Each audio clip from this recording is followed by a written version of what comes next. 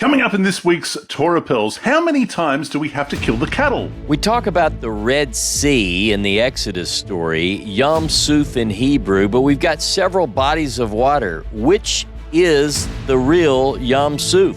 The death of the firstborn, can it be defended?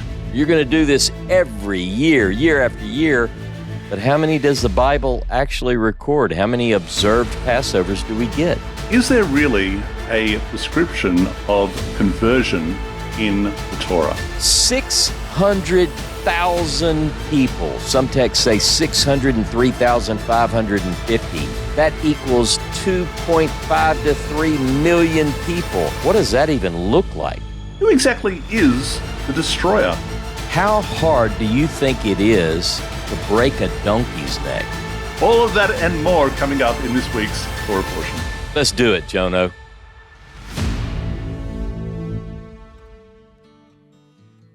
G'day, dear viewers, and thank you for your company once again on truth2u.org. That's truth number 2 letter u.org. I'm Jono Vandor, and joining me, of course, from the Horeb Institute in Louisiana is the author of the Moses Scroll, Ross Nichols. G'day, mate.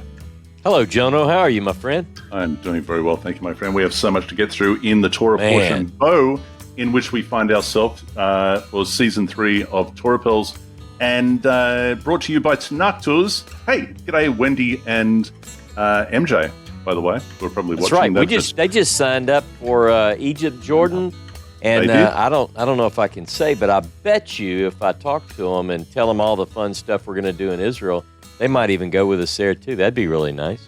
We are going to have a lot of fun. That's going to be coming in November to narctours.com. Now, we are also joined by our AI critical scholar, Ezra.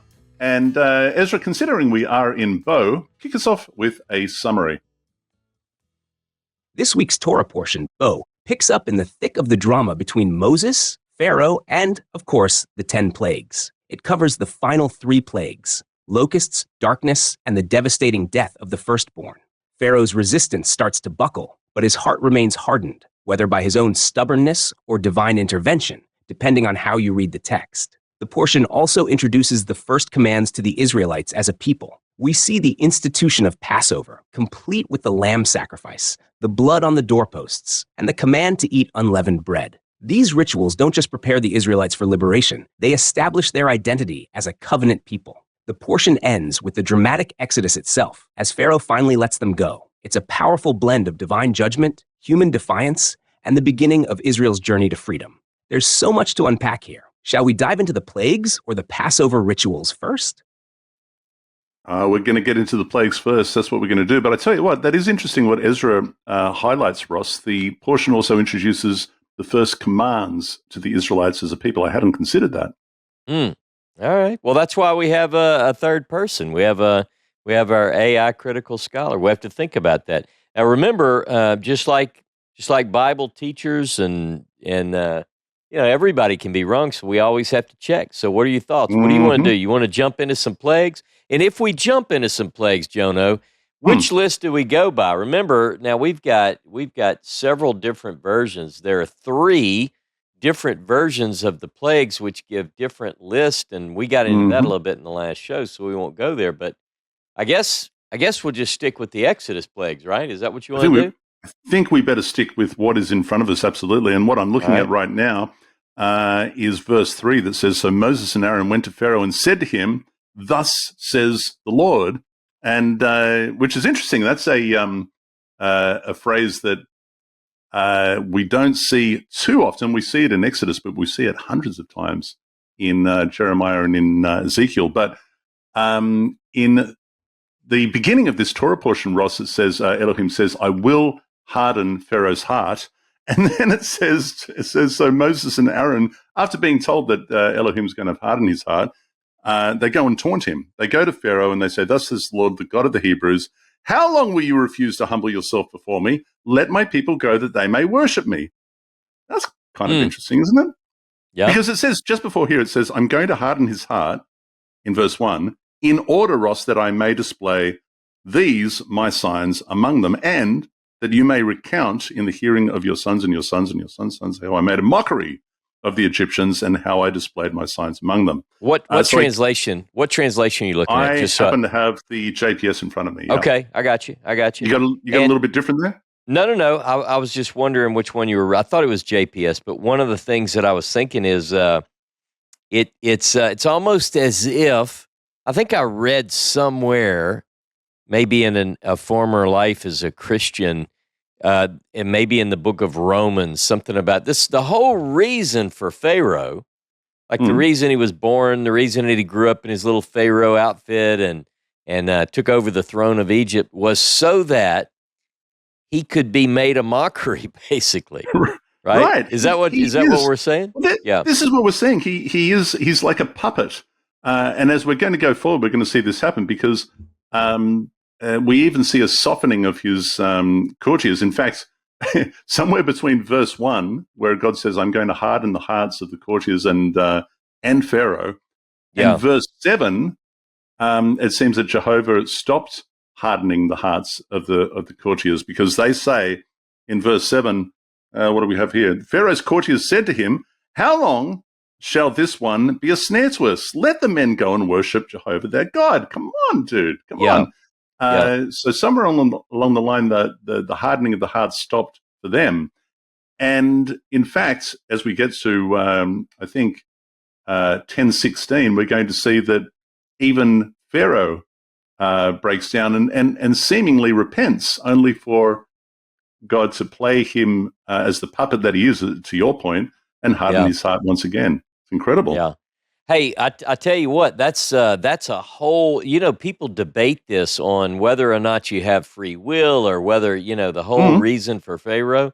I tell you, it's a fascinating study. We won't get into all of that tonight, but it is something to think about as we're dealing with this Pharaoh. And, a lot of the translations say that Moses and Aaron, when they go before the charge, is always let my people go. I think almost without exception, the Hebrew is shalakit ami, which means send forth my people. I think is a little bit more. It's not. I think the difference is that it's not quite a request. It's presented as you better let my people go, kind of thing. You better do it. You better. And hey, by the way, you said, "Thus says the Lord." I just wanted to just before I forget. I did pull this up and I searched for that term. It's first in Exodus 4:22. There are 10 references. Thus says the Lord. Thus says Yod-Heh-Vav-Heh, and it's in Exodus only.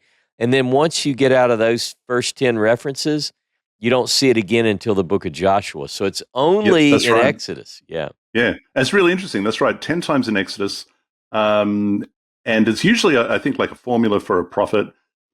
Which is why we see it used, I think, 150 times in Jeremiah, 126 times in Ezekiel, 34 times in Isaiah, but everywhere else it's sort of just here and there.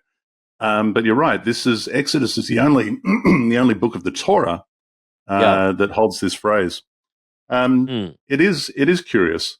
So now, the reason why, obviously, they want to go and the reason why his heart is being hardened and the whole position of the thing is, according to Moses, so that they can go and observe a festival, right, in the wilderness. We talked about this last week. How long were they going for?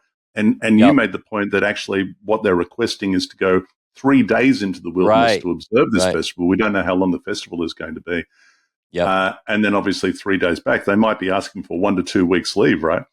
And but every time we talk about this, Ross, the same question pops up: what festival? What is this festival? Which festival is this? I have an idea, but one thing I wanted to add to the query is this: it's not only are they going to observe this festival, but one thing that we get over and over again. These are in my notes: 1, 2, 3, 4, 5, 6, 7, 8, 9. 9 times in this request or this charge, let my people go, it says over and over that they may serve me, And so I found that to be interesting. And the unnamed festival, I would propose, Colonel Mustard, in the dining room. No, Candlestick. I would say I would say that it is. You ready for this? Hmm. I'd say Shavuot. And the reason I would say that ties back to my comment about that they may serve me. When Moses, according to the narrative that we have in our Bible, when God meets Moses at Horeb, he says, "You're going to go get those people out. You're going to bring them back here, and you're going to serve me here." And so in my mind, I've always thought, yeah, of course, we're going to talk even in this episode tonight about Passover and unleavened bread. But I wonder, this is just an idea, if maybe it's not saying when you get here, you're going to serve me and it's going to be Shavuot. Now, I know that we don't get a precise date, but we can kind of infer, and the Jewish people have always suggested a connection between Shavuot and the giving of the Yes. law.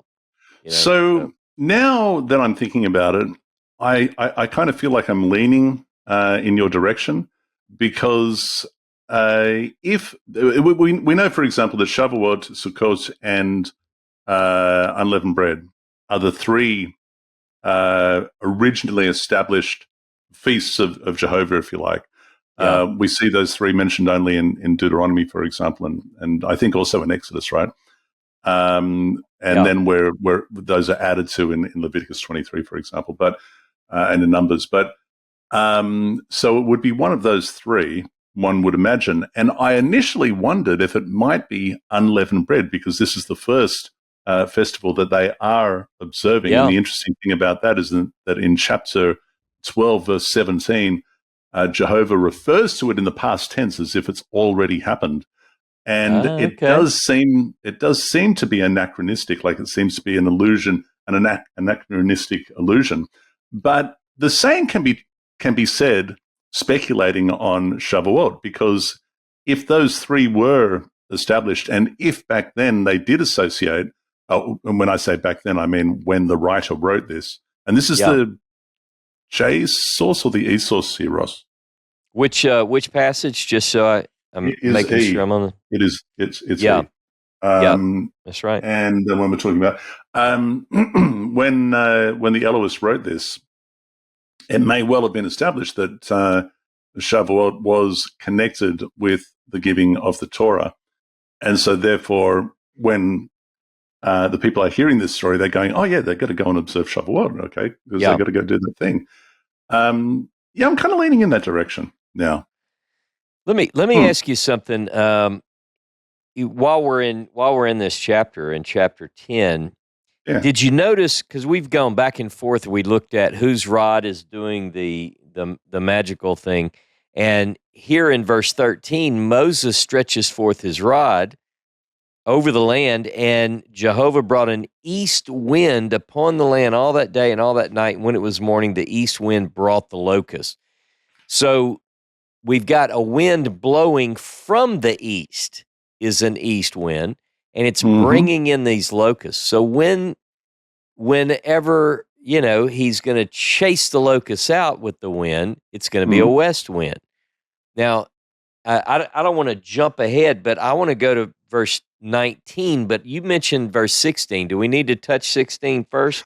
Well, I was just going to say that in 10:16, Pharaoh hurriedly summoned Moses and Aaron and said, "Oh, I stand guilty before the Lord your God, and before you, forgive my offenses just this once, and plead with the Lord your God, but that he remove this death from me." So he's clearly repenting. And a few verses later, verse 20, but God stiffened Pharaoh's heart, and he would not let the Israelites go. It's like, tough luck, dude. You want to do the right thing. You want to repent and all this sort of stuff, but you are the puppet of God right now. So that's your calling. Now, where are you going? It is. Well, he can't do anything about it. Yeah, he tried. You're saying he tried, but he's going up against Calvinism here, and predestination. That's right. Yeah. So he is all right. stuck. So verse 19. Now, this is something that I think about, and I want to bring Ezra in, because this is one of the great mysteries of the book of Exodus. Notice it says in verse 19, Jehovah turned an exceeding strong west wind, which took up the locusts and drove them into, I'm reading the ASV, the Red Sea, Yes. there remained not one locust in all the border of Egypt. So now we know it's Cool. not Red Sea, Mm. because actually in the Hebrew it's Yam Suf. Mhm. So the reason Yam Suf is so important is that if we could figure out where Yam Suf was, Mm. and we know that they're in the Nile Delta region according to the narrative, and this Yes. wind from the west blows. So wherever the Yam Suf is, it's to the east. So here's my question. I want to ask Ezra. We have several different options for Yam Suf, and people have different opinions. And for different people, this helps them find their Mm. Horeb, right? Mm, Because mm. if It's you're imperative. Mount Sinai, if you've got to cross one or the other, it's going to be put in it anyway. Mm, So let mm. me ask Ezra to give us just kind of a summary. Ezra, help us out. Great question. Yam Suf, commonly mistranslated as Red Sea, has several biblical references, and its meaning can vary depending on the context. The term literally means sea of reeds, and it doesn't always refer to a single, fixed body of water. Let's look at a few examples and their possible locations. Exodus 13:18 and Exodus 14:2-31. This is the most famous reference to Yam Suf, where the Israelites crossed the sea during the Exodus. Scholars debate whether this refers to a shallow, marshy area in the Nile Delta, such as the Bitter Lakes or Lake Timsah, or the Gulf of Suez, which is part of the modern Red Sea. Numbers 33:10-11. The Israelites camped by Yam Suf during their wilderness journey. This could point to a location near the Gulf of Suez or even farther south near the Gulf of Aqaba. 1 Kings 9:26. Here, Yam Suf is clearly identified with the Gulf of Aqaba, where Solomon's fleet was stationed at Ezion-Geber. This is a different body of water than the one in the Exodus account. The geographic ambiguity comes from the term Reed Sea, which likely referred to areas with reeds, such as marshes or shallow lakes, rather than the deep waters of the modern Red Sea. Over time, as translations and traditions evolved, the more dramatic Red Sea became the accepted term. But the Hebrew points us to a more nuanced and varied geography. So what do you think? Does this fluidity in meaning add or detract from the narrative's drama? So, first of all, I want to admit that the Bible calls different bodies of water Yam Suf. So there Now, is no let, doubt. let me interrupt you just for a Yep. second, just to Yep. illustrate what you just said. All right. Just give a more detailed definition of Yam Suf. What does it mean? Yam Suf is sea of reeds, is Mm. what it literally means. Yep. And so, what for some reason, and people can look this up on their own, how is it that Yam Suf became Red Sea? Because Red Sea, as a body of water, when we look at a map, we see the Red Sea, the massive body of water, and then there are two arms that extend on either side of what is now called the Sinai, the Delta, right? And Mhm. so on the left or on the west side, you have the Suez, and on the right or the eastern side, that arm is called the Gulf of Aqaba. Well, Mhm. a lot of people, there's no doubt in my mind that when you read 1 Kings 9:26, and it talks about the Yam Suf, it is referring there to an area associated with the Gulf of Aqaba. Well, Mm. what happens is people, well-meaning people, who want their miracles big, Jono, big, big, Mm. big. You got to be. You're telling me this is what they want you to say is that when the children of Israel, and we're going to get more into this in a later episode, but when they cross through the Red Sea, it has to be deep, man. I'm talking about deep, because Yeah. otherwise it's just And kind of long. puny and Yeah. long. Yeah, it can't. Mm. You can't tell me that they, like, people will often tell me, "What do you think?" Well, here's what I'm telling you: the first Yam Suf, where Mhm. here in chapter 10 is clearly in the Nile Delta. And that is very much, very likely, I would say almost certain, if we follow what we have in these texts, it's Mm. going to be the same body that they cross.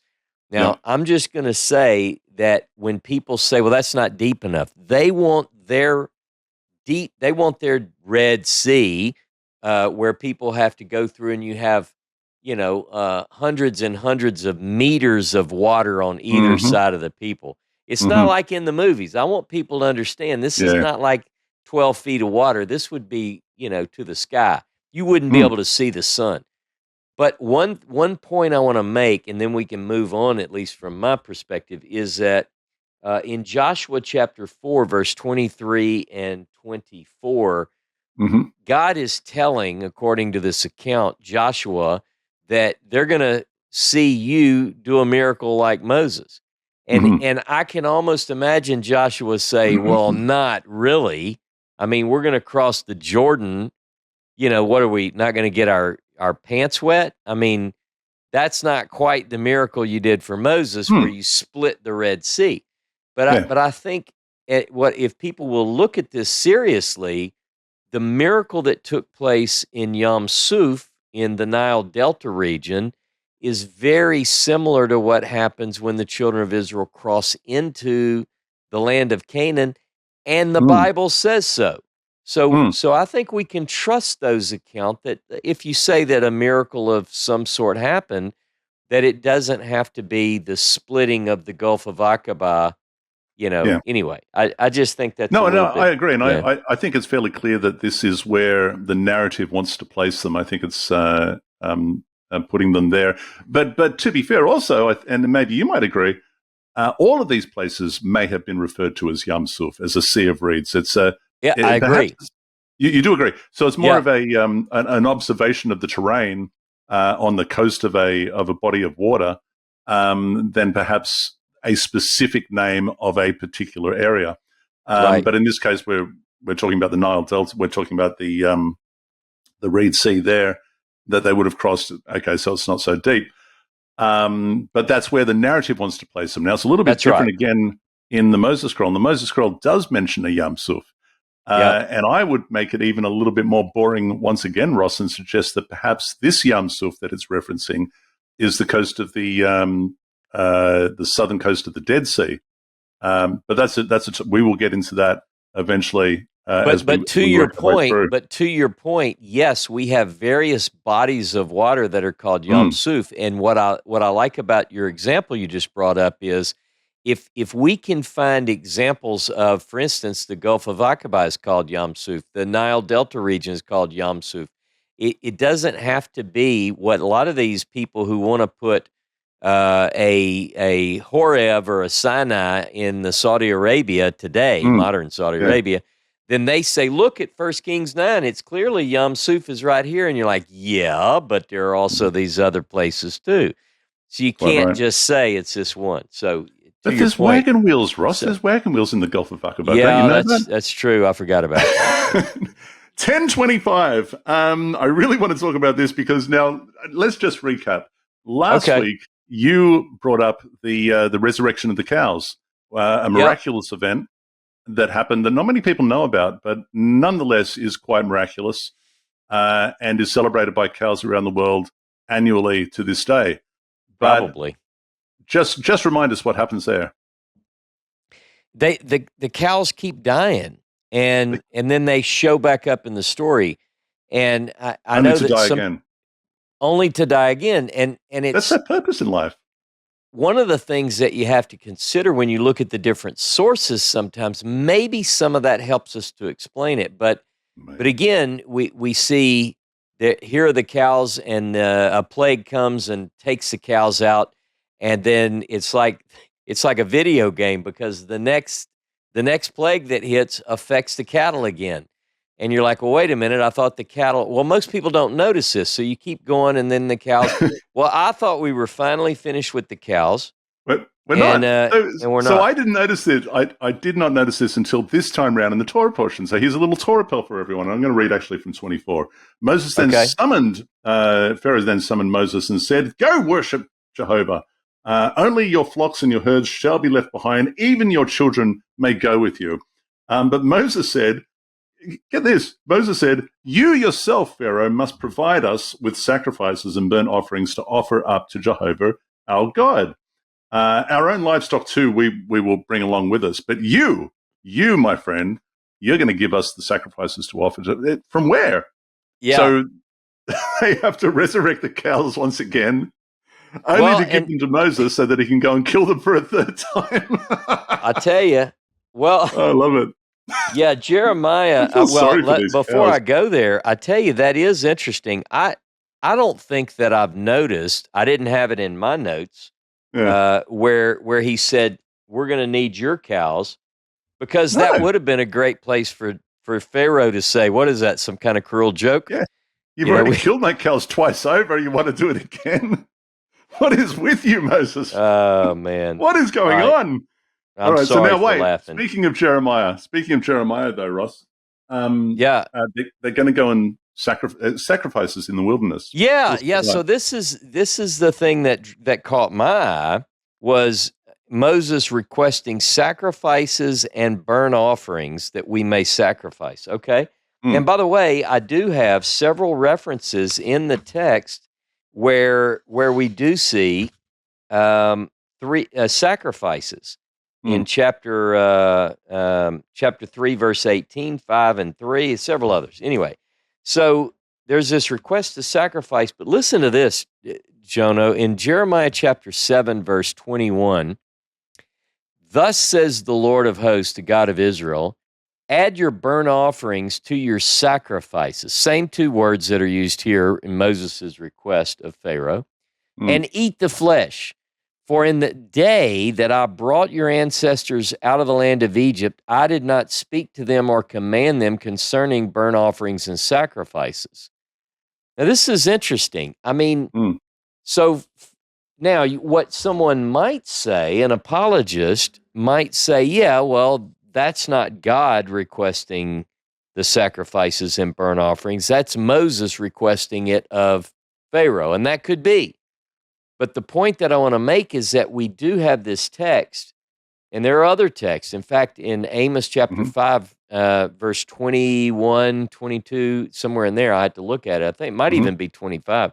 But anyway, in Amos chapter 5, there is this reference where God asked a question. Did you offer sacrifices to me those 40 years in the wilderness?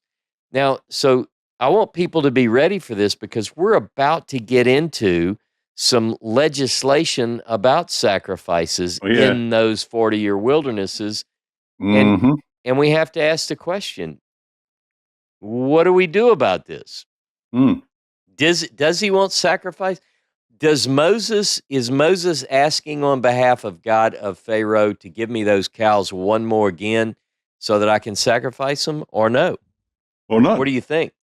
It is a legitimate question because they're absolutely opposed to each other. One Yeah. says this, the other says that. Without a doubt, by the time we are finished with the Torah, we're going to come away from it with an overwhelming body of evidence that suggests that God commanded sacrifices in a very, very specific way, and that they offered these sacrifices through the wilderness. And then we have verses like this that says, I didn't tell you to do that." Now, one quick So, point because we're bringing in the Moses scroll this season of Torah Pearls. mhm, The interesting thing about Jeremiah, you're like, why would Jeremiah even say that, Jonah? We mm, know that God wanted sacrifices. Well, here's the cold, hard facts. Jeremiah, it's in his day that they discover the scroll that mhm, Moses wrote. And guess yep, what? It's funny because right after the discovery of that scroll, he goes to the temple and he starts, I think, not suggesting, saying plainly on behalf of God that God never commanded sacrifice, which mhm, would seem to suggest that when he read that scroll, the original, it didn't mm. have sacrifices. And So it doesn't. And not yeah, only does it not, Ross, not only does it have no sacrifices, but it doesn't leave room for sacrifices. The Moses scroll itself is a full prescription, and it requires no. This is an interesting thing, and I'm going to get more into this because I haven't had time to give it a lot of thought yet. But it occurred yeah, to me last week: is there a forgiveness or a remittance of sin offered within the Moses scroll? Is that something that is necessary? This whole thing revolves around the possibility of appeasing God and wiping the slate clean. But what the Moses scroll has is a set of 10 commandments, and then it has a set of 10 corresponding blessings and 10 corresponding curses. I don't know that we necessarily get a clean slate in the Moses scroll. We just live with our actions and our decisions, and that actually is a message that we get in Jeremiah as well. It's really interesting, but my point is that it is a full prescription. There's nothing else that is needed in the Moses scroll, and it leaves no room for sacrifices. Even if you wanted to inject it, it would be out of place theologically in the Moses scroll. It's certainly an interesting proposal. It's something very interesting to think about. But for the meantime, Jono, we do have the slaughtering of animals that occur in a religious context. Now, are we ready to move into the Passover yet? I don't know if am I skipping we are, over anything? and I want to do it. I want to do it this way by going back in time just a little bit. And this is something that you might have brought this up when we passed over it. Oh, there, that was an unintended pun. Chapter 4, verse 22 and 23, Ross. It does say, okay. Then you shall say to Pharaoh, okay, so this is Jehovah speaking to Moses, and he says, you shall say to Pharaoh, thus says the Lord, right? Thus says Jehovah, Israel is my firstborn. Verse 23, I have said to you, let my son go, that he may worship me. Yet you refuse to let him go. Now I will slay your firstborn son. Now this is right even before Moses goes back. And then he says, and like this is right from the get-go. And I don't know, in fact, I don't think that Moses actually ever says that, or at least it's not recorded that he presents that to Pharaoh. It might have been that had he done that and said, look, I'm just going to tell you how this is going to end, dude. But he doesn't do that because as Jehovah mentions to him a couple of times, hey, I'm just going to harden Pharaoh's heart so that I can, put the spotlight on my signs and my wonders here. And then it culminates in this horrific and brutal plague of the death of the firstborn. But I think I'm right about that, Ross. I don't think he mentions it to Pharaoh. What's your thoughts there? No, I think the same thing. I don't remember if we brought it up in a previous episode, but if we didn't, it's certainly worth bringing up now. And if we did, it's okay to bring it up again because this sets the tone. It's before Moses leaves Horeb. And he's gone through his reasonings as to why you should choose another and so forth. And ultimately, this is sort of the go tell Pharaoh this, which we never see him say. Now, he says other things, and he kind of gets around that in some ways very, very remotely, but doesn't come out full force. And that is a powerful message, so it leaves us to wonder why. It really does. I am just going to read 11:5. Every firstborn of the land of Egypt shall die, from the firstborn of Pharaoh who sits on the throne to the firstborn of the slave girl who is behind the millstone, and all the firstborn of the cattle, Ross. They're killing the cattle again. Man. Is this those the fifth poor time? Cows. Yeah. My word. But this is brutal. This is absolutely brutal. I don't know how else to put this, except that when we look at events, this is one of the major objections, say from atheists when it comes to debates, is the amount of people that God just kills. Yeah. We have Noah's Ark, for example, where we're told that everybody is Hamas, right? And okay, so there's a reason, right?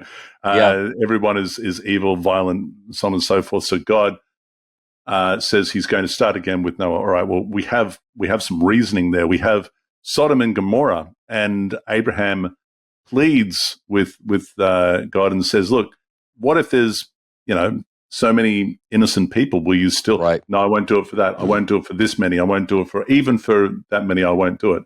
Turns out that the only people worth saving was Lot, who was, to understand, fathered grandchildren with his daughters. But there's some reasoning that's going on there, and there's some back and forth.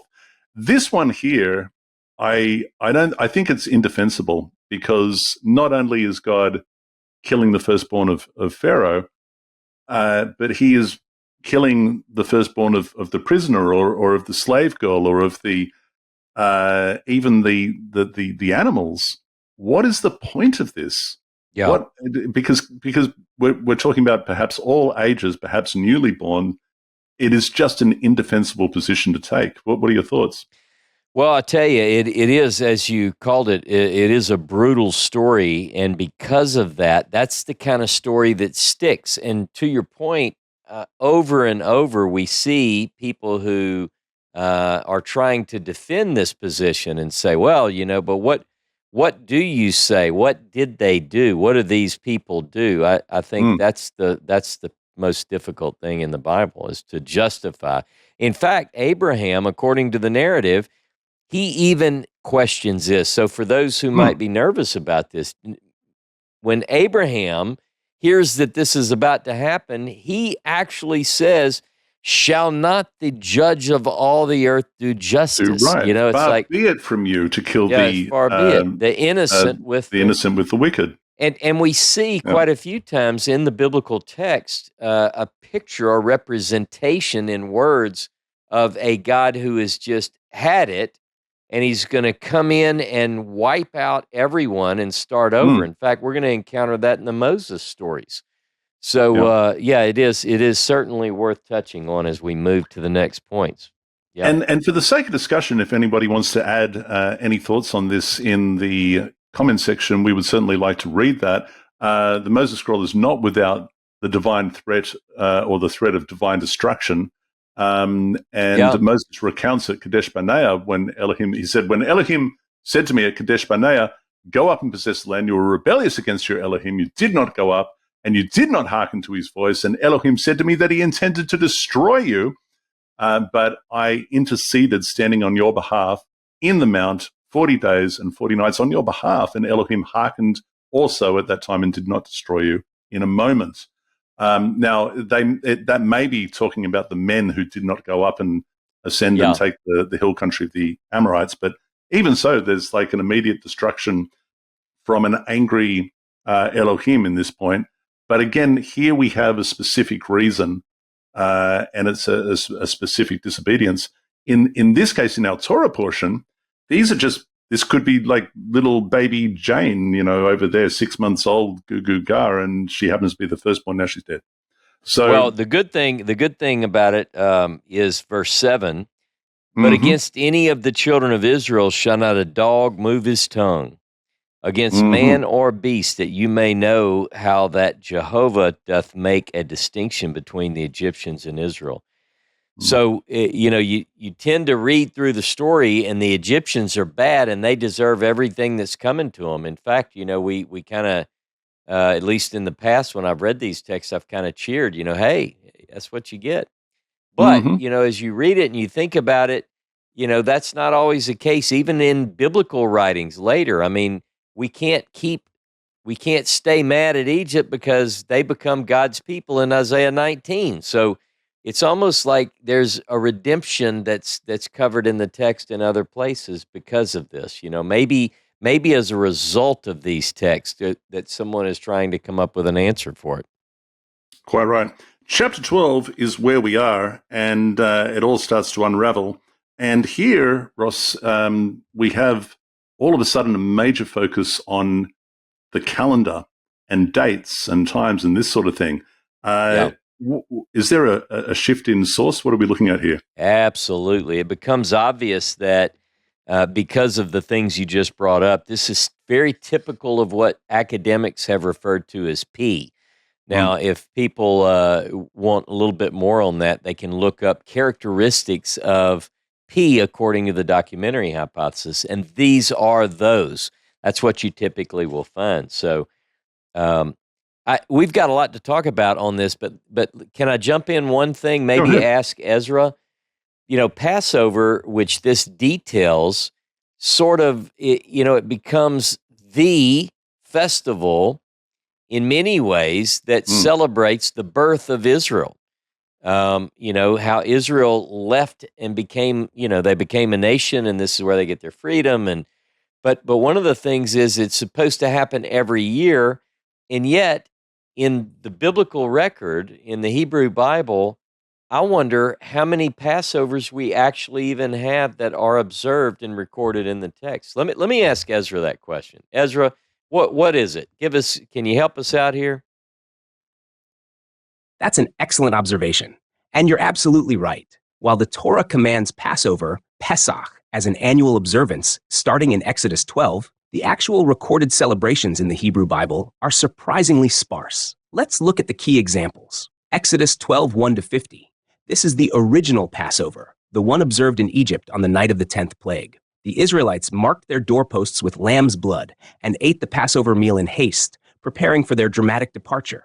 Numbers 9:14. The next recorded Passover occurs in the second year after the Exodus, while the Israelites are camped at Sinai. This passage is unique because it also introduces the allowance for a make-up Passover for those unable to participate at the appointed time. Joshua 5:10-12. After crossing the Jordan and entering the Promised Land, the Israelites observe Passover at Gilgal. This marks a major turning point. It's the first Passover in the land, and the manna stops the very next day as they begin eating the produce of Canaan. 2 Kings 23:21-23. During King Josiah's reforms, he restores the observance of Passover in Jerusalem. The text emphasizes how extraordinary this celebration was, stating that no Passover like it had been kept since the time of the judges. 2 Chronicles 30, 1-27. King Hezekiah invites all Israel and Judah, including remnants of the northern kingdom, to celebrate Passover in Jerusalem. Many come, but the ritual purity laws are partially relaxed because they hadn't observed Passover in so long. Ezra 6, 19-22. After the return from Babylonian exile and the rebuilding of the temple, the returned exiles celebrate Passover together, marking a new era of restoration for the community. So, the Hebrew Bible explicitly recounts only 6 Passover observances, even though it's commanded as an annual festival. The silence on many intervening years, especially during the wilderness wanderings and much of the monarchy, may suggest lapses in practice or reflect the selective focus of the biblical authors. This raises a fascinating question. Is the absence of consistent observance a theological critique, historical reality, or both? What's your take on that? Yeah, it may suggest lapses in practice. I mean, it says so explicitly in the text. This hadn't happened since the time of the judges, and you're like, the time of the judges? That is pretty big lapse. That's a big lapse. So, but I think that's a pretty accurate list that Ezra gave us. Thanks for that, Ezra. But I tell you, I'm like you. It is absolutely certain, based on the biblical records, that it was not kept.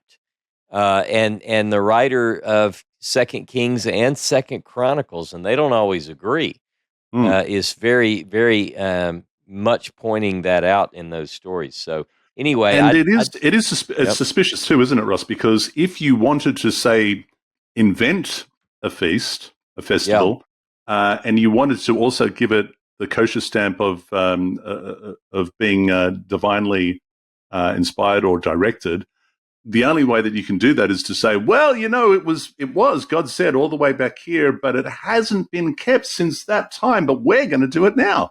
That's right. And when your children and their children ask this question, you're going to tell them this is how it went down. Yeah, I think that now. Yeah, go ahead. Go ahead. But I was just going to say, speaking of accuracy, there's not that much accuracy when it comes to the observance of, at least there's a couple of points of curiosity, and I would highlight that first of all in chapter 12, verse 5. Your lamb shall be without blemish, a yearling. You shall take it from the sheep or from the goats. But when we get to Deuteronomy chapter 16, verse 2, now that's what I just read is the priestly sources you highlighted. But the Deuteronomist says, you can take it from the herd as well. You can take it from the cattle. That's not all, Ross. What else is there that's a little bit different? I tell you, if you would give me a test and you said, hey, how do you cook this thing? Let's say you're going to cook a lamb. You're going to keep it, and you don't have all these other questions that Jono keeps bringing up. You just want to keep a Passover. You just want to cook a lamb. How do you do it? You roast it over a fire, right? I mean, everybody knows that. You're supposed to roast it over a fire, and you're not supposed to boil it. So here you go. Look, verse 8, they shall eat the flesh in that night, roast with fire, and unleavened bread with bitter herbs they shall eat it. Look, Jono, don't eat it raw. nor boiled at all with water, but roast Hmm. with fire, its head, legs, and so forth. But here's the deal. So that's Exodus's version. That Yep. is the priestly account. But if you go to Deuteronomy 16 in verse 7, it says, guess what? Boil it. And if you say, well, maybe that's the wrong translation. So the word Yep. bashal is used in chapter 12 where it says, don't bashal, because some people Mm. trying to apologize to be an apologist for this, they'll say, well, it doesn't really say boil. It says cook. You should roast it on fire, but don't cook it with water. Bashal. Well, the same word is used in Deuteronomy 7 where it says to bashal it. And then that's bad English, but good Hmm. Hebrew English or something. And then if you look at 2 Chronicles 35:13, same thing. It says to bashal it where you're told in Exodus 12 not to. So what do you Mm. think about that? Am I making more out of No, that you're than I quite should? right. Or yeah. No, that's right. So, so Exodus says that Deuteronomy says you can boil it, you can take it from the herd. Exodus says Mm-hmm. don't boil it, take it from the flock or from or the kids. Yeah. So there is some discrepancies. Hey, here's a little interesting thing because you just read it out. Verse 8, they shall eat the flesh that same night, Ross, that same night. Yeah. Don't leave it over until morning, it says in verse 10. Don't be doing that. And that reminds me of Leviticus chapter 7, verse 15, which is an interesting little a verse. And I'll tell you why in just a second, but I'll read it to you. It Okay. says, and the flesh of his thanksgiving sacrifice of well-being shall be eaten on the day that it is offered, on the day that it is offered. And then it says, none of it shall be set aside until morning. Mm. And verses like this and other verses, and also some examples in Leviticus chapter 23, call into question the reckoning of a calendar date from evening to evening, because these verses seem Uh-huh. to assert that a calendar date is reckoned from morning until morning. And this was actually something that the Rashbam brought up and highlighted. And he said, the day really does begin in the morning. And Ibn Ezra had a fit over this, and they sort of had a bit of a back and forth. Oh, Rashbam. But the old Rashbam, yeah. I think Rashi's grandson, I think, if I remember correctly. But I have to agree with him. I do agree with him. And this is something that's fun to get into as well. We don't have the time to do that right now, but a morning-to-morning reckoning. 12:12. Okay, now we've already said how Jehovah is going to strike down the firstborn of Pharaoh and the firstborn of the Mm-hmm. maidservants and the firstborn of the prisoner and the firstborn of all the beasts because they deserve it again. Yep. But it also says in 12:12, and I will punish the gods of Egypt, Ross, which sounds a little bit pantheon-y to me. What are your thoughts? Well, there's a big argument that I'm sure you're aware of that the Hebrew Bible, this is the argument, that the Hebrew Bible is not it promotes monolatry and not monotheism. In other words, it acknowledges that there are other gods, but you're not to worship them. They're not for you.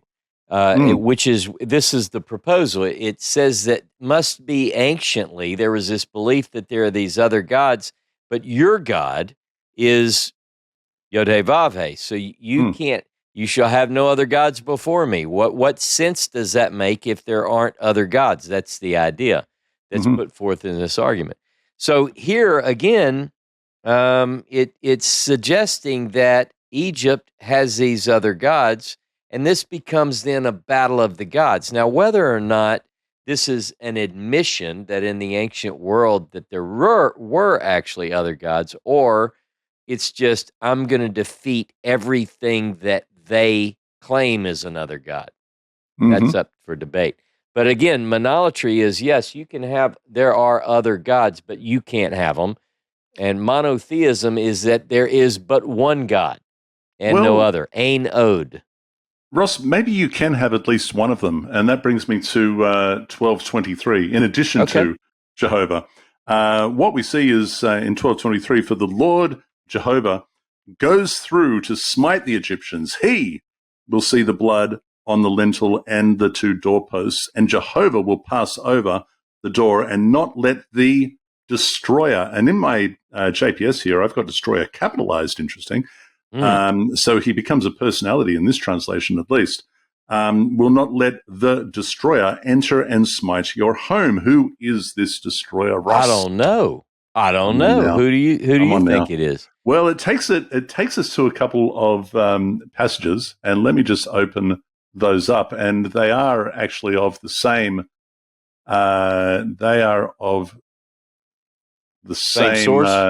Well, it's the same event, and here it is. Okay, so find ourselves in 2 Samuel chapter 24, verse 16, and it says, "When the angel extended his hand towards Jerusalem to destroy it, the Lord relented of the disaster and said to the angel who destroyed the people, 'That's enough. Now drop your hand.' And the angel of the Lord was by the threshing floor of Arnya, the Jezebite." Okay, so we have the same in 1 Chronicles 21:15, and it says, "And God, Elohim, sent an angel to destroy, to Jerusalem to destroy it, but he was about to destroy it. The Lord, Jehovah, saw and was sorry about the catastrophe and said to the destroying angel, 'It is enough. Now relax your hand.' And the angel of the Lord, Jehovah, was standing by the threshing floor of Ornan the Jezebite." Thoughts, Ross? I was just doing a quick search to see where else the destroyer came up, and I don't know. I mean, that is a puzzle. In the movies, it's always done where it's not really Jehovah. It's like this dark, ominous, ghostly, ghastly, ghouly that sweeps through the homes and kills all the children. When you say ghouly, though, Ross, it's interesting because I forget what the Hebrew word is, but it's tied to the idea of like meat that has passed its use-by date, like it's going rancid, it's off. You know what I mean? It's past. It's spoiled. Spoiled is probably the word. Food that has just gone bad. It's spoiled. So that's a little bit more ghastly, and ghouly when you think of it in that light. Yeah. Speaking of despoiled, well, I had another case here. The cattle die again, but really? that wasn't what I was going to go to. Oh. But now that I see it in my notes, let me just touch on the other cattle dying again. Verse 29. Maybe you did this one already. And it came to pass at midnight that Jehovah, no mention of the destroyer, smote all the firstborn in the land of Egypt, from the firstborn of Pharaoh that sat on the throne, under the firstborn of the captive that was in the dungeon, and all the firstborn of the cattle. Yeah, you may have read that. Okay, anyway, cattle died again, but I had in my notes. No, I was just going to say it's mentioned slightly differently about 3 times, and this is it. But you've got in your notes, yeah? Well, yeah, in my notes, I was just, I was wondering, what could the cattle have done differently? And you know what? Maybe it's got something to do with a prophetic suffering of the cattle for the golden calf incident or something like that. I don't know. Maybe it's just like I said, their lot in life. What are your thoughts? Come on. Jonah. I'm thinking of the book of Jonah. Jonah chapter 3. Yes. Verse 6 through 10. Let me just get Ezra to read that for us. Go ahead. "And the tidings reached the king of Nineveh, and he arose from his throne, and laid his robe from him, and covered himself with sackcloth, and sat in ashes. And he made proclamation, and published through Nineveh by the decree of the king and his nobles, saying, Let neither man nor beast, herd nor flock, taste anything. Let them not feed nor drink water, but let them be covered with sackcloth, both man and beast. And let them cry mightily unto God. Yea, let them turn every one from his evil way, and from the violence that is in his hands. Who knoweth whether God will not turn and repent, and turn away from his fierce anger, that we perish not? And God saw their works, that they turned from their evil way. And God repented of the evil which he said he would do unto them, and he did it not." Powerful stuff. What stands out to you here? The repentance of the people, the involvement of the animals, or the theological implications of God repenting? So much to unpack. and so much to unpack and not tons of time tonight. So what are your know, quick thoughts? All right, my really quick thoughts on this, Ross, is that it seems, I mean, implications, speaking of implications, it kind of implies that both man and beast were involved in something that they shouldn't have been involved in. Oh, see, I didn't even go there. What I thought was that the cows put on sackcloth. Yeah, they're involved. See, it says, let them be covered in the sackcloth, both man and beast. Yeah, I don't know. I don't know what else to conclude from that, Ross, other than that which I am implying. Let's probably move on. I just imagine cows, like really confessing and so forth. But anyway, now, but let me ask you this. Yeah. We get into how many people actually leave. This is one of the difficulties. When people raise questions or doubts about the authenticity of the Exodus account. And one of the things is the vast number of people. So, for instance, here in chapter 12, verse 37, in the second part of that verse, it says, about 600,000 on foot that were men besides children. And so forth and so on. Then the thing that really strikes me is that if you say 600,000 men, most people estimate that if that number is accurate, and I know other people have sought to explain it in another way, like maybe the word aleph doesn't mean thousand, but maybe it refers to clans, or which would reduce the number. But anyway, most people take this as literally 600, and in fact, in several other places in the Hebrew Bible, in the Pentateuch, it says 603,550 men plus women, children. So they estimate that would put us upwards of 2.5, 3 million people. Now, I did a little research just because I never learned anything about Australia. You've done a good job of learning so much about the states and so forth. So I just said, I wanted to know what are some of the populations of the big cities in Australia? And I learned that Sydney and Melbourne, which I've heard a lot about talking to you, I know some of your families in certain places, but those are roughly 5 million in population, a little bit more than that. So I said, well, I need one about 2.7 to 3 million, and it gave me Brisbane as a population of about 2.7 million, which would be, imagine, now that's the same in the U.S. for Chicago. Chicago is 2.7 million roughly. So imagine that many people, and think about how big of an area that is. And it probably would be corresponding to maybe even less space as what you might find in the ancient world, because they're stacked up in apartments and multi-story, whatever. Right. But imagine Brisbane just deciding we're going to leave.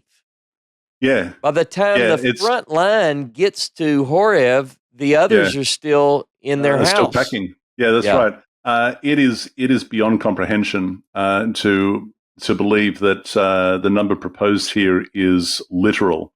But again, we've already established that it really doesn't have to be. What is the source on this one, by the way? Let's see. This, and now I'm not sure that that's E, but I haven't looked at the other references to the number of people and see if it's always E. I would doubt that it is, but I haven't. Because it is a combination. It is a combination, though, of priestly and Elohist material all the way through this whole Torah portion. That's primarily the input here, and I'm thinking that this is probably E. Interesting. Look, I'm just going to jump back in the Torah portion just a little bit, because you mentioned that they had not observed this according to Kings, since the time of the judges, and now they're doing Passover, right? But the instruction for Passover in verse 24 says, "You shall observe this as an institution for all time." What is the this, Ross?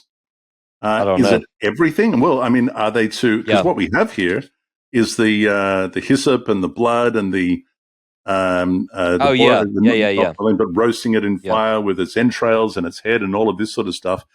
Ain't nobody does that anymore, even though they observe Passover. Yeah. Forever. Observe this as an institution for all time, you and all your descendants. Then we get to 30. They certainly didn't. They certainly didn't, because we've got references later where they said they didn't. So it's a lot to ask. Now it says, so the Israelites journeyed from Ramses to Sukkot, about 600,000 men on foot aside from the children. Verse 38, moreover, Ross, a mixed multitude went up with them, and very much livestock, both flocks and herds.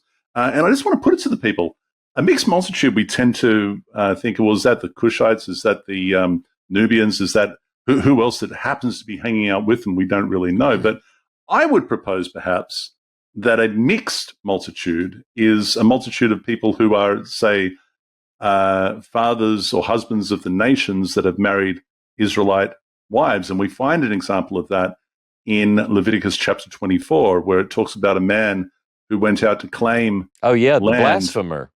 The blasphemer. I'm sorry. Yeah, you're absolutely right. And he goes out to claim land in territory of Dan, and Dan says, you have no claim. Your father is an Egyptian. Your mother is from Dan. And he is so disappointed that he blasphemes Jehovah and ends up getting stoned for his trouble. I would suggest that this is what the mixed multitude is referring to, or at least that's something worth considering, I think. 1240, what do we have? What have I got here? The length of time that the Israelites lived in Egypt was 430 years, Ross. 430. Was it though? Got a lot of math going on. We've done this, didn't we? We talked about 400 years. It's going to be about 400. It's going to be 430. It's going to be. There's one that says I think we're looking also at Genesis chapter 15, verse 16, which is an E source. This one here is P. I think I saw in the study notes the mention that Jochebed, Moses' mother, is supposed to be a child of Levi. And if I've got that right, because it talks about, to make up there's a midrash that says that she was born between the walls to try and make up the 70, and we've done that before. We won't do that again. But if that is the case, then Moses is 80 years old by this stage, or we're to understand that he's 80 years old. Who knows how old she was when she gave birth to Moses, but what some midrashes say is that she was 130. 130. Because they're trying to. You're saying because they're trying to equal 430 is what they're doing. You got to do it. You got to stretch it out. Have to stretch it out. Who knows how old Levi was when his wife gave birth to Jochebed? So, but the point is that there's apparently 3 generations, and we're supposed to stretch that out to 430 years. It's a little bit hard. Is all I'm saying. Now. You got anything else? Because I'm going to jump into verse 49, unless you got something else there. You're at 1249? Well, from 43, 1243 and on. Go ahead. Well, I know we're running long here, but I did want to touch just briefly the circumcision. Remember, circumcision is a very interesting thing. It's a major part of the Passover, but remember, Moses seems to have a problem with circumcision. We know that in Exodus chapter 4, something strange goes on there, and verse 24 and 25. Remember, the angel shows up and is going to kill. We think going to kill either Moses or the baby because Moses didn't circumcise him. Zipporah has to do it. Cuts the foreskin, flings it on his foot. Whatever. It's just a strange story. And then we find out in Joshua. That Joshua 5, that Moses didn't circumcise anyone during the 40 years. And then if you read Deuteronomy, you only read about a circumcision of the heart. There's no circumcision. It's just, it's very, very strange. It's highly suspicious. Highly suspicious. Yeah. The interesting thing about this passage, of course, to do with circumcision, is that this is the closest we have to anything that vaguely represents conversion. And in the JPS, it refers to this ritual as producing what they call a quasi-Israelite, sort of like an Israelite. The reason why the conversion is a latter invention, and it's necessitated by the fact that King David descended from Ruth, the Moabitess. So you have to come up with a solution there, and they do. And there's other reasons as well, but the closest thing that we have is this passage here. And in this case, and it says, and it only pertains to the males, by the way, Ross. It's the males, and it requires circumcision, to your point, and an offering of the Pesach sacrifice to Jehovah. And in this regard, he is regarded as a citizen. And this is law specific, right? This pertains only to this law. And there's a number of laws that we'll get to as we move through the Torah, where something like this happens, where the same law is applied to the sojourner or the stranger or the foreigner, as is to the Israelite. So, and we find that in Numbers chapter 9, chapter 15 as well, Numbers 15, if people want to look that up. The reason why I like to highlight this, Ross, is because this is just one of my pet peeves. And people tend to get the idea that they need to convert because their Gentile status is somehow inadequate. And that annoys me, because they are not inadequate. And although you can, if you want to go and if you love the religion of Judaism, by all means, there are hoops that you can jump through, and they will grant you access, and you can join that institution, but you don't have to. And again, the Moses Scroll has nothing of circumcision, nor is there any room for it. There is no necessity for it, and there's certainly no necessity to deny your lineage or feel shame for your Gentile status, if you like. You shouldn't be made to feel inadequate or that being an Israelite is somehow superior. That's just not the case. Any thoughts on that?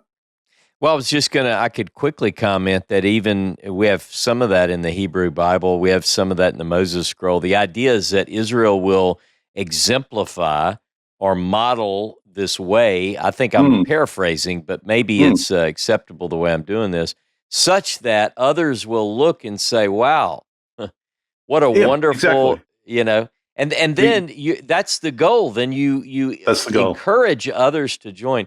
We get some of that. We might could maybe put some text like Isaiah 56 in there and so forth. But the bottom line is that that's the goal. You everybody can't be Israel. So so if you're not, and what exactly is the point of it? And I'm glad that you bring this up. So I think the key verses from the Moses Scroll, GB10, which is represented in Deuteronomy chapter 10, verse 15, I think it is. It says, it is not because of your righteousness, this is Moses going off on Israel, that Elohim is giving you power to do mightily. Rather, Elohim attached with your fathers to love them, and he chose their seed after them from all the peoples of the earth. So we're talking about patrilineal descent. We're talking about father to son. And then in GE4, it continues, and this is what you're referring to, Elohim will, and when it says chose them to give them the 10 Commandments, to live it and display it to the people. GE4 says Elohim will establish you as a sanctified people, a set-apart people for himself, and all the people of the earth will see it, and they will be in awe of you. In other words, the people of the earth will observe with awe the benefits of Israel observing the 10 words demonstrated by them, and it implies wanting to adopt those precepts. It's like, wow, look at these people and what is happening to them between them and their God, and because they're observing these 10 things, we should probably things go well for them. Yeah, things go well for them. Right. So that's that. Now, we got to do. Now, speaking of the Moses Scroll, chapter 13, verses 9 and 16 are derived from the Moses Scroll, Ross. And what we have in the Moses Scroll is, and these words which I am commanding you today shall be upon your heart. You're taught incisively to your children. You shall speak of them when you sit in your house, and as you walk along the way, and when you lie down, when you rise. And here it is. And you shall bind them for a sign upon your hand, and they will be as bands between your eyes, and you shall write them on the doorframes of your house and of your gates, because Elohim made a covenant with you in Horeb on the day of the assembly. It's clearly talking about the giving of the 10 words. It's talking about the 10 words. You shall bind them for a sign on your hand and will be bands between your eyes. What do we have in chapter 13, 9 and 16? Are you talking about the totafot? Talking about the totafot. Yeah, in the Hebrew Bible, and there's a lot of debate actually. I mean, we assign meaning to that because we just follow what previous translators have done with that. But I think that we don't really know what that means, do we? Do we know the origin of this and what language and we know, well, letot means to give, does it not? I think that's right. Letet, That's right. Letet means to give. But the latter half of this word, or perhaps it's two words, because remember, the Moses scroll is. Yeah, now I've got that open. I do have that open. I will say this. Go ahead. One of the things that's interesting is that according to the transcribers in the 19th century, when they get to this, it's almost, you just look and you go, oh yeah, I know this. This is quoting this from Deuteronomy 6. Okay, and then you get to this word that all the transcribers from the 19th century read something differently. So the first three letters they read as Lamed Tav Tav, and that is followed by discrepancy on the latter three letters. So what I think that this is quite interesting. Those of you who have downloaded Edan Dershowitz's book, he's got on page 115, there's a section I would encourage people to read. Again, you can download it free. We'll put the link in the comments and the description. But also on page 141, he's proposed that, let me just read this part. All three 19th century transcribers agree on the first three letters, and Gutta doesn't even mark them as damaged. So he's fairly certain about the first three. And what he actually does is he translates it. Do you remember what he translates it? It's basically tied to this idea of signs and wonders. And then he goes into all the examples where that could be justified based on how many times it occurs throughout the Hebrew Bible. And I think he may be right about this passage. Now, the meaning of that is something that, would require us to go into a whole lot more discussion. But do you have anything to add on that? No, you're quite right. It is fascinating, and Dershowitz does go into some significant detail, which we can't go into that sort of detail now, but it is footnote number 91 if people have downloaded the book. That's right. It's definitely worth reading, and it is fascinating, and he proposes that perhaps there's been a misread letter by an ancient scribe somewhere along the line that's resulted in these verses here. Yep. Very interesting. Good stuff, man. Yeah. There's that. Before we go, don't forget that every firstborn donkey, you should break its neck.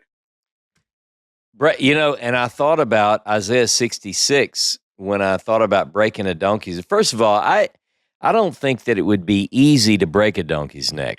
That's just me. This is terribly violent, Ross. This is a horrible, violent thing, and it's very difficult to defend.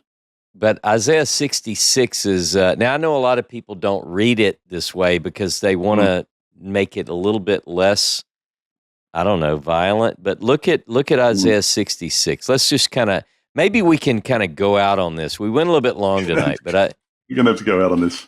Yeah, this is I love this passage. Now I'm reading from the NRSV in my new Oxford Annotated Bible with the Apocrypha. Thus says the Lord, heaven is my throne and the earth is my footstool. What is this house that you would build for me, and what is my resting place? All these things my hand has made, and so all these things are mine, says the Lord. This is the one to whom I will look, to the humble and contrite in spirit who trembles at my word.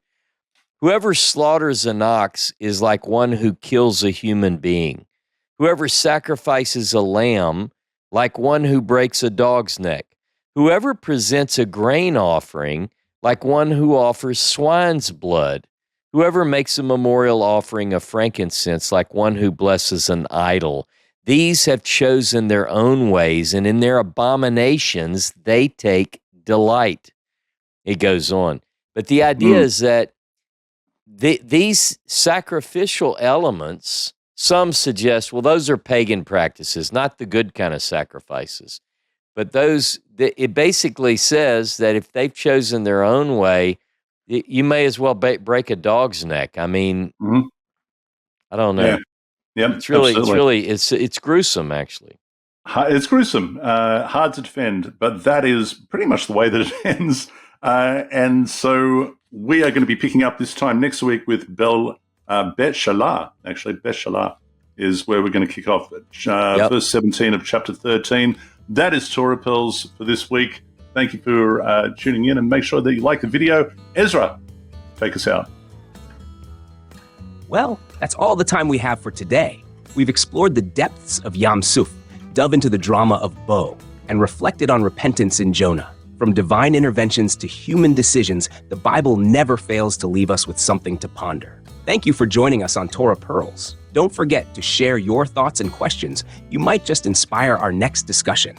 Until next time, keep studying, stay curious, and may your Torah journey be as rich as a sea of reeds, or whatever body of water we're debating next week. Shalom.